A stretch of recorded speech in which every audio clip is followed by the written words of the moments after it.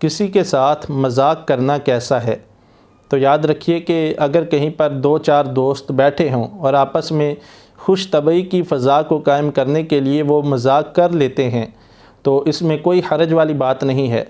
ہاں البتہ یہ ہے کہ وہ مذاق شریعت کی حد میں رہتے ہوئے ہو اور اس مذاق سے سامنے والے شخص کی دل آزاری بھی نہ ہو۔ رسول اللہ صلی اللہ علیہ وآلہ وسلم بھی مذاق فرمایا کرتے تھے۔ ایک دفعہ ایک شخص نے رسول اللہ صلی اللہ علیہ وآلہ وسلم سے سواری کے لیے اونٹ مانگا تو آپ صلی اللہ علیہ وآلہ وسلم نے فرمایا کہ تجھے اونٹنی کا بچہ دیا جائے گا۔ اس نے عرض کیا یا رسول اللہ صلی اللہ علیہ وآلہ وسلم میں اونٹنی کا بچہ کیا کروں گا؟ تو رسول اللہ صلی اللہ علیہ وآلہ وسلم نے فرمایا کہ ہر اونٹ کسی نہ کسی اونٹنی کا بچہ ہوتا ہے۔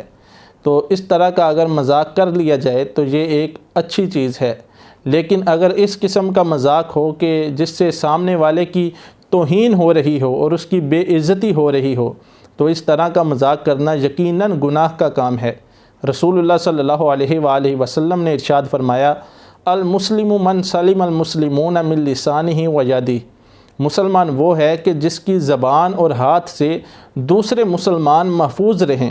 تو لا محالہ جب کسی کا مذاق اڑایا جائے گا اور اس کی بے عزتی کی جائے گی تو وہ آپ کی زبان سے محفوظ تو نہ رہا، تو لہٰذا اس طرح کا مذاق کرنا گویا کہ ایسے ہی ہے جیسے آپ اپنی زبان سے اپنے مسلمان بھائی کو تکلیف دے رہے ہیں۔ تو لہٰذا ایسا مذاق کرنا جس سے آپ کے سامنے والے شخص کی توہین اور دل آزاری ہو رہی ہو، اس قسم کا مذاق کرنا گناہ ہے۔